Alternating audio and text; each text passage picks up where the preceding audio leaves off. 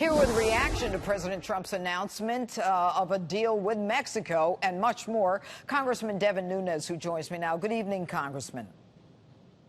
Great to be with you, Judge. All right. Now, Congressman, as you know, the president was able to work out an 11th-hour deal with Mexico, holding off the tariffs that were scheduled to go into effect 5% on Monday and an increase up to 25% thereafter.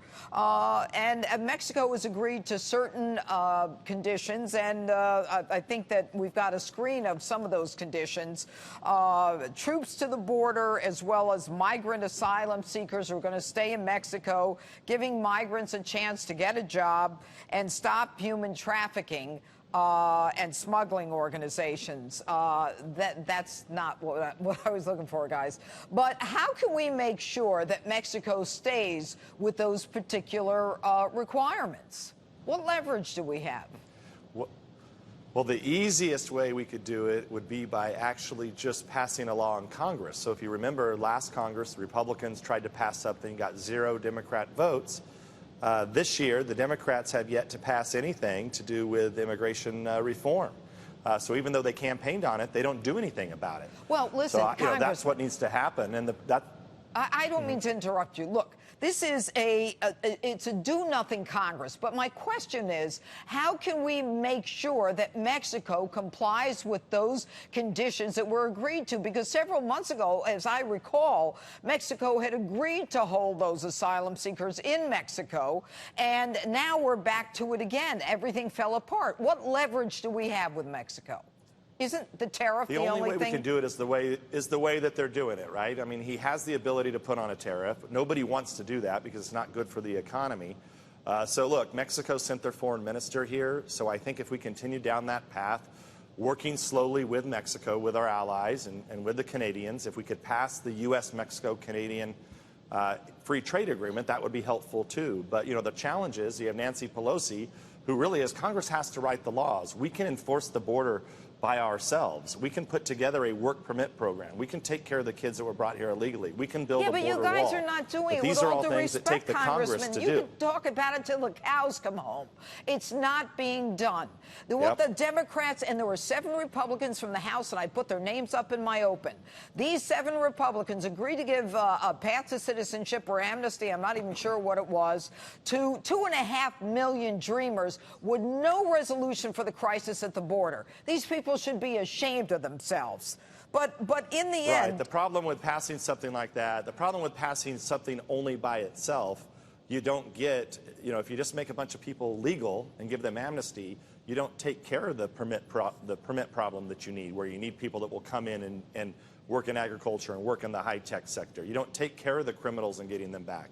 You don't secure the border. So that one thing only doesn't work, and that's the problem. The Democrats haven't put anything on the table, and when the Republicans did do it with the support of the president, the Democrats didn't vote for it. And so, you know, that's really, so elections matter, and I think at the end of the day, the American people have to demand reform. Well, as I said, they should all be fired, and you know, it's got to get done. But listen, I want it now. I'm going to ask for the call for Nancy Pelosi made a statement. I want you to react to this, Congressman. Pelosi made a statement on the Trump administration's threat to Mexico. She says President Trump must stop sabotaging good faith, constructive, and bipartisan efforts in Congress to address this complex problem in a humane manner. Now, what do you think she's talking about when the president is sabotaging good faith, constructive, bipartisan efforts in Congress? What are those bipartisan efforts that she's talking about? Those are probably only happening in her own mind. She's lying. There's no bipartisan effort talks going on. You know, I've been involved in those talks in the past. There's a bill out there that 350 members of Congress of the 435 could vote for.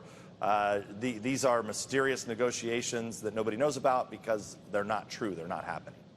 Well, the crazy part about it is, you know, when she talks about sabotaging good faith efforts, I mean, the president has no choice but to go to Mexico and try to cut a deal and use the leverage, which I think is the only hammer that he's got, given the fact that, you know, Mexico has no incentive.